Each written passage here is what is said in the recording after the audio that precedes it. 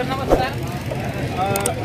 जालना लोकसभा 2024 ची निवडणूक येऊ घातलेली आहे आणि या लोकसभा मतदारसंघाचं 1999 पासून ते 2024 या तब्बल 25 वर्ष या जालना लोकसभा मतदारसंघाचं सन्माननीय रावसाहेब पाटील दानवे हे काम करत आहेत. तर आपल्याला काय वाटतं की यावेळेस जालना लोकसभा मतदारसंघामध्ये काय होईल?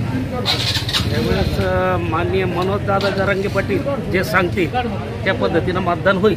आता जरांगे साहेबाचा काय आदेश येतो त्याप्रमाणे आम्ही मतदान करू.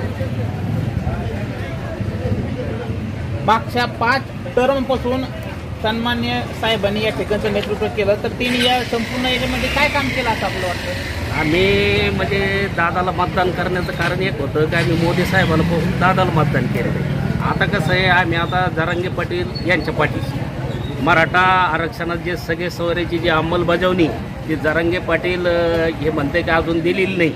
आणि आम्ही बघतो की म्हणजे सरकारनं आम्हाला जे आरक्षण नको होतं 10% ते आम्हाला दिलेलं आहे. आम्हाला सगळे सोयऱ्याची अंमलबजावणी पाहिजे होती. ज्यांच्या कुणबी सापडल्या त्यांच्या सगळ्या सोयऱ्याला जर तुम्ही आरक्षणात जर समाविष्ट केलं असतं समजा, मग तो एक प्रकारे ते आम्हाला सगळ्यांना लाभ मिळाला असता असं आम्हाला वाटतं.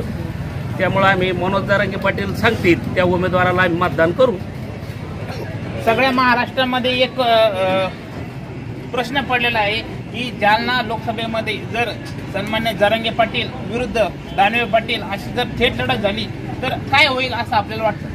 मनोज दादा जरांगे पाटलासमोर रावसाहेब पाटील दानवे दादाचं जवळपास मला नाही वाटत बाबा काही खरं निभावं लागेल म्हणून. कारण मनोज दादा जरांगे पाटील हे सध्या इतक्या मतानं प्रचंड मतांनी निवडून येतील की त्याचे मोजणं सुद्धा म्हणजे मला सांगता येणार नाही की किती मतांनी निवडून येतील म्हणून, पण प्रचंड मतांनी निवडून येतील. जरांगे पाटील विरुद्ध दानवे पाटील अशी जर लोकसभेमध्ये लढत झाली तर काय होईल असं आपल्याला वाटतं? दानवे पाटील आणि जरांगे पाटील यांच्यासोबत लढत झाली तर जरांगे पाटील निवडून येते. काका तुम्हाला काय वाटतं? जरांगे. तुम्हाला काय वाटतं? या ठिकाणी जेवढे लोक उपस्थित आहेत त्यांना एकच वाटतं की जरांगे पाटील विरुद्ध दानवे पाटील अशी जर थेट लढत झाली जी संपूर्ण महाराष्ट्राला वाटतं की व्हावी, तर या लढतीमध्ये जरांगे पाटील यांचा मोठ्या फरकाने विजय होईल असं या संपूर्ण जनतेचं या ठिकाणी मत आहे. जाता जाता आपण शेवटची प्रतिक्रिया परत घेणार आहोत. तर तुम्ही आमच्या चॅनलच्या माध्यमातून जालना जो संपूर्ण मतदारसंघ आहे तर या मतदारसंघातील लोकांना तुम्ही काय सांगू इच्छिता? आता जो समाजाचं हिताचं काम करील, समजा आता मनोजदादा जरांगे पाटील हे सर्वसामान्याचं नेतृत्व करते बाबा, सर्वसामान्यासाठी त्यांनी लढा उभा केलेला आहे आणि ते एक गरिबाचं लेकरू आहे, त्याच्या पाठीशी सगळ्यांनी उभं राहावं असं मी सगळ्याला आव्हान करीन बाबा. हो, आता ते मनोजदादा जरांगे पाटील जर म्हणले उद्या तुम्ही आमच्याला मतदान करा, आपण त्याला मतदान करू, काही अडचण नाही.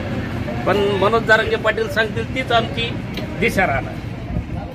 आमच्यासोबत बोललात त्याबद्दल